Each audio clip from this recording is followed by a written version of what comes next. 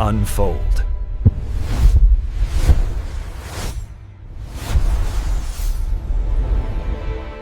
인류가 고인을 기억하는 방식이요, 참 많이 변해왔잖아요. 처음에는 거대한 돌무덤, 그러니까 고인돌이었고, 그 다음엔 멈춰있는 흑백 사진, 그리고 이제 움직이는 동영상으로요.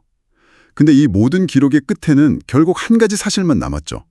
아, 이 사람은 지금 여기 없구나 하는 그 선명한 부재감. 그런데 만약에 기술이 그 부재의 문법 자체를 그냥 완전히 파괴해버린다면 어떨까요? 당신이 보내주신 자료들을 보니까 2025년, 바로 지금이 그 기로에 서 있는 것 같아요. AI 기술로 고인의 목소리를 듣고 얼굴을 보면서 실시간으로 대화까지 나누는 시대가 됐으니까요. 이건 뭐 단순한 기억의 보존? 이런 차원이 아니더라고요. 자료에서는 이걸 기술적인 재림이다, 혹은 살아있는 사람의 욕망이 투영된 거울 속의 타인이다, 이렇게 표현하고 있던데, 오늘 이 거울을 한번 깊숙이 들여다보려고 합니다. 이 기술이 대체 어떻게 작동하는 건지, 또 우리 마음에 어떤 파장을 일으키는지, 그리고 법과 윤리의 경계에서 어떤 위험이 도사리고 있는지, 당신이 보내주신 자료들을 가지고 하나씩 파헤쳐보죠. 자, 그럼 첫 번째 거울, 기술의 거울부터 시작해볼까요? 이 디지털 부활이라는 게 도대체 어떻게 가능한 건가요? 자료를 보면 과거 디지털 추모라고 해봐야 뭐 온라인 게시판에 댓글 남기는 수준이었는데, 지금은 완전히 차원이 달라졌어요. 핵심은 단연 상호작용이더라고요. 맞아요. 일방적으로 그냥 그리워하는 게 아니라 내가 말을 걸면 대답이 돌아오는 시대가 된 거죠. 특히 당신이 보내주신 자료에 나온 국내 기업, 그 딥브레인 AI의 리메모리 같은 서비스가 이 기술의 문턱을 확 낮췄어요. 놀랍게도 단 한 장의 사진하고 10초 분량의 음성만 있으면 고인의 AI 아바타를 만들 수 있는 수준까지 왔거든요. 잠시만요, 10초라고요? 네, 단 10초요. 와, 그럼 제 스마트폰에 있는 아이 동영상 아무거나 하나만 있어도 목소리를 그냥 똑같이 만들어낼 수 있다는 거잖아요. 이게 좋은 일에만 쓰일 거라는 보장이 전혀 없는 건데, 이건 정말 판도라의 상자를 여는 기술이네요. 바로 그 지점 때문에 윤리적 논쟁이 계속 따라오는 거죠. 어쨌든 기술적으로는 고인의 생전 데이터가 거의 없어도 부활이 가능해졌다는 게 중요해요. 그래서 이 기술이 더는 장례식장에만 머무르지 않아요. 아, 일상으로 들어온다는 말씀이시죠? 네, 자녀 결혼식에 AI 아버지가 나타나서 축사를 하고 생일 축하 메시지를 전하는 식으로요. 심지어 건강할 때 미리 자신의 AI를 만들어두는 엔딩 플래닝 서비스도 확산되고 있고요. 살아있을 때 내 사후의 모습을 기획한다니 정말 영화 같은 이야기네요. 그럼 그 영혼을 코딩한다는 핵심 기술, 좀 더 쉽게 풀어주시겠어요? 네, 크게 세 가지 기둥이 있다고 보시면 돼요. 첫 번째 기둥은 역시 거대 언어 모델 LLM입니다. 이게 이제 AI가 고인의 페르소나를 흉내내는 첫 단계죠. 고인이 생전에 남긴 카카오톡 대화, 문자, SNS 게시물, 일기 같은 텍스트 데이터를 싹 다 학습하는 거예요. 아, 그러니까 단순히 정보를 알려주는 챗봇이 아니라 저희 아버지가 늘 하시던 농담이나 그 특유의 말투까지 따라한다는 거군요. 우리 딸 또 이상한 거 사지 말고 밥이나 절 챙겨 먹어라 하시던 그 잔소리까지도요? 그렇죠. 그 사람 특유의 화법, 자주 쓰는 단어, 감정적인 반응 패턴까지 모방해서 그 사람인 척 연기하는 거죠. 하지만 생성형 AI의 가장 큰 약점이 뭐겠어요? 바로 그럴듯한 거짓말, 환각 현상이잖아요. 돌아가신 어머니가 가보지도 않은 하와이 여행을 추억한다면 유족은 위로가 아니라 큰 상처를 받겠죠. 아, 그래서 두 번째 기둥이 필요하군요. 자료에 나온 검색 증강 생성, RAG 기술이요. 이게 일종의 기억의 닷 역할을 한다고 설명되어 있던데 맞나요? 정확한 표현이에요. AI가 제멋대로 상상하지 못하게 실제 기억에 꽉 묶어두는 기술적인 안전장치죠. 예를 들어서 유족이 엄마, 우리 제주도 마지막 여행 기억나? 이렇게 물으면요. AI가 바로 대답을 지어내는 게 아니에요. 먼저 2023년 제주도 가족여행 사진이나 당시 나눈 대화 기록 같은 검증된 데이터베이스를 빠르게 검색해요. 그리고 그 사실에 기반해서 어머니의 말투로 그때 우리 흑돼지 진짜 맛있게 먹었잖아. 네가 사진 찍어준다고 한참을 웃고 떠들었지 하고 대답을 만들어내는 거죠. 흥미롭네요. 근데 여기서 궁금한 게 있어요. 자료를 보니까 RAG 기술이 AI의 환각을 막는 안전장치라고 되어 있는데 이게 정말 완벽할까요? 혹시 자료에 유족이 기억하는 거랑 고인의 실제 기록이 충돌할 때 AI가 어떻게 반응하는지에 대한 내용도 있었나요? 예를 들어 저는 즐거웠다고 기억하는데 고인의 일기에는 그날 힘들었다고 적혀 있으면 AI는 누구의 기억을 따르게 되죠? 아주 중요한 질문이에요. 현재 기술 수준에서는요, 그건 개발자가 설정한 우선순위에 따라 달라져요. 보통은 고인이 직접 남긴 1차 데이터로 우선하죠. 하지만 유족의 감정을 상하게 할 수 있는 부정적인 기록은 필터링하도록 설정할 수도 있어요. 결국 AI는 진실을 말하는 게 아니라 유족이 듣고 싶어하는 진실에 가깝게 편집될 수 있다는 거예요. 그렇군요. 네. 여기서부터 이미 기술은 객관적인 재현이 아니라 누군가의 욕망이 개입된 창조의 영역으로 들어서는 셈이죠. 결국 완벽한 기억의 닷은 아니네요.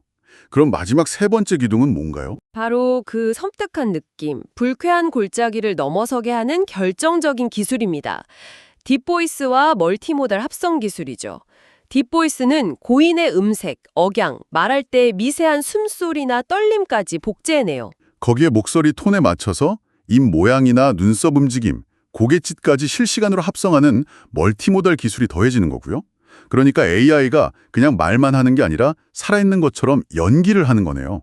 정말 내 말을 듣고 반응하는 것처럼요. 바로 그거예요. 이 기술적인 완벽함이 우리를 혼란에 빠뜨리죠. 그리고 그 완벽한 거울에 균열이 생기는 순간 우리는 아주 다른 종류의 공포와 마주하게 됩니다. 바로 심리적인 문제죠. 네, 바로 그 지점이에요.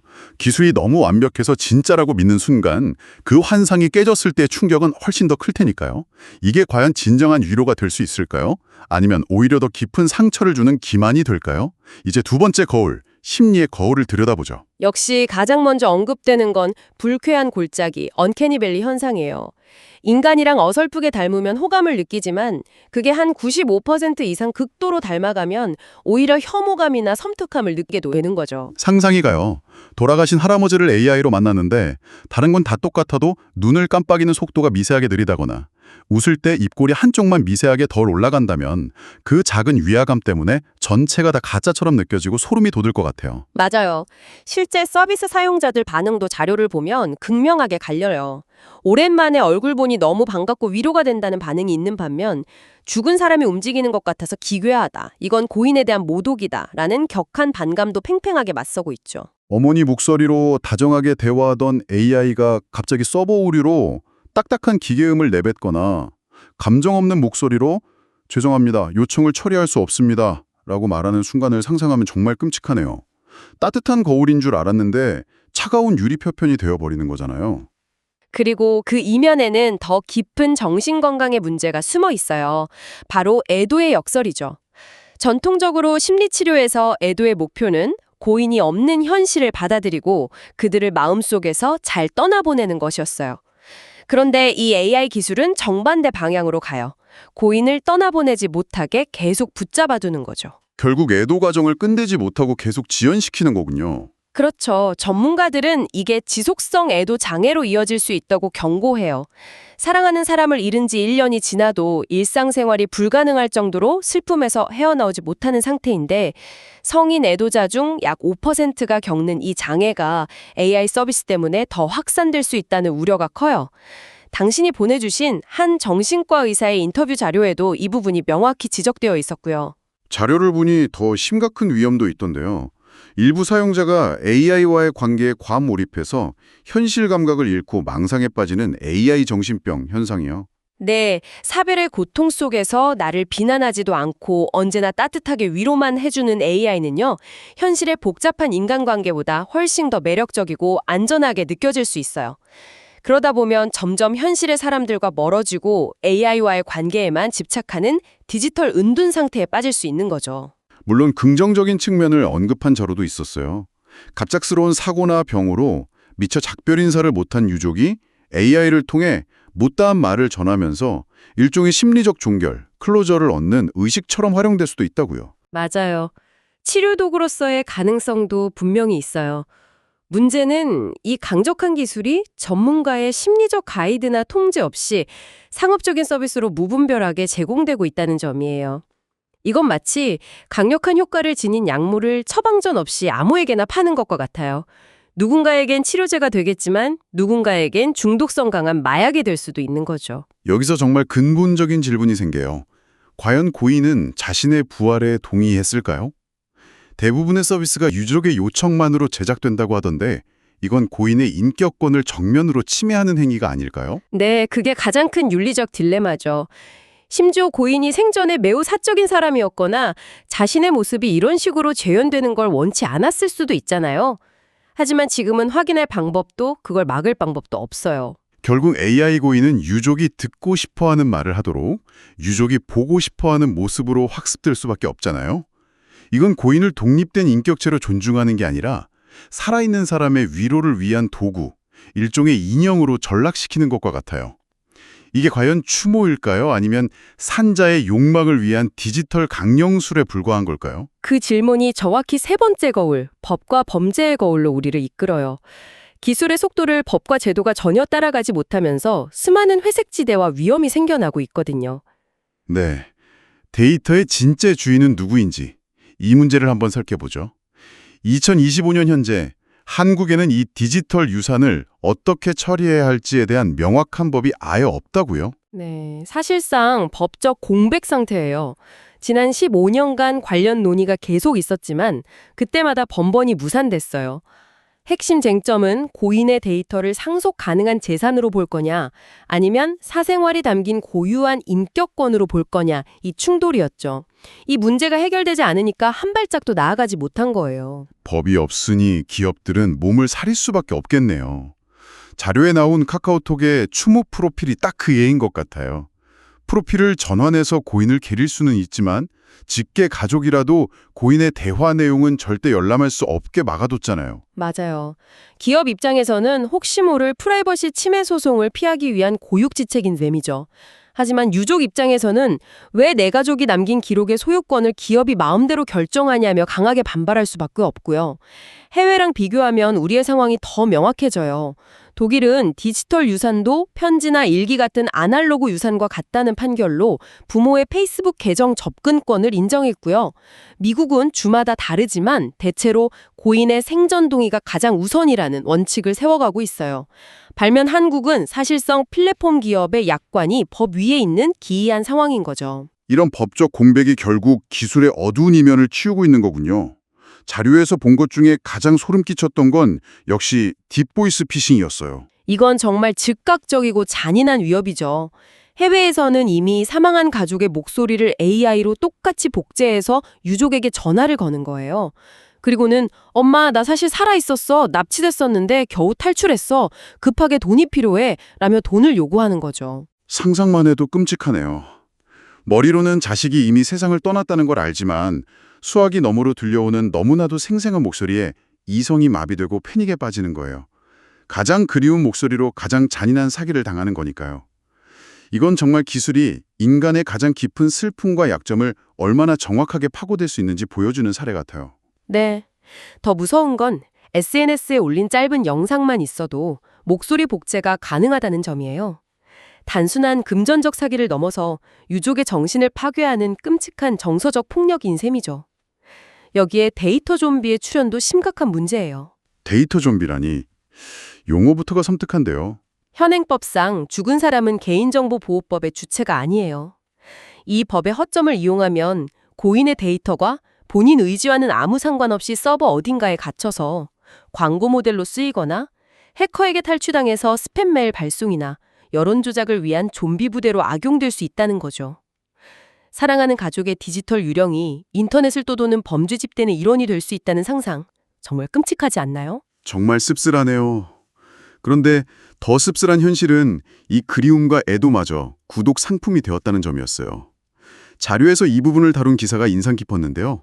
네, 그리움의 구독 경제라고 표현하더군요. 매달 꼬박꼬박 돈을 내야만 AI 부모님과 대화를 이어갈 수 있는 거예요. 만약 경제적 사정이 어려워져서 구독을 해지하게 되면 그건 마치 내 손으로 부모님을 2번 죽이는 것과 같은 엄청난 죄책감을 느끼게 만들죠. 이건 결국 사후 세계의 빈부격차로 이어질 수 있다는 지적도 있었어요. 돈이 있는 사람은 사랑하는 사람을 계속 만날 수 있지만 그렇지 못한 사람은 그마저도 포기해야 하는 상황이요. 기술이 만들어낸 새로운 형태의 디스토피아 같아요. 자, 지금까지 기술, 심리, 그리고 법이라는 세 개의 거울을 통해 디지털 영생 현상을 다각도로 비춰봤는데요. 결국 이 모든 논의는 우리에게 인간이란 무엇인가라는 아주 근원적인 질문을 던지는 것 같아요. 육체는 사라졌지만 데이터로 남아서 우리와 소통하고 생각하는 것처럼 보이는 존재를 우리는 대체 무엇이라고 불러야 할까요? 당신이 보내주신 자료들이 공통적으로 지적하는 건 우리가 경계해야 할 것은 기술 그 자체가 아니라는 점이에요. 오히려 기술이 보여주는 그 달콤한 환상에 빠져서 우리가 진정한 애도의 의미와 과정을 잃어버리는 것을 경계해야 한다는 거죠. 거울 속의 타인은 결국 거울을 보고 있는 우리 자신의 욕망과 슬픔, 두려움이 투영된 모습일 뿐이니까요. 어쩌면 우리는 그 거울을 통해 고인을 보고 있는 게 아니라 고인을 잃은 자기 자신을 필사적으로 들여다보고 있는 건지도 모르겠습니다. 그렇군요. 오늘 우리가 나눈 이 긴 이야기의 끝에서 마지막으로 당신께 이런 질문을 던져보고 싶어요. 만약 AI로 부활한 당신의 소중한 사람이 정말로 말을 할 수 있다면 우리에게 이렇게 묻지 않을까요? 당신은 나를 사랑하는가? 아니면 나를 잃은 당신의 슬픔을 사랑하는가? 이 질문에 대해 한번 깊이 생각해 볼 시간입니다.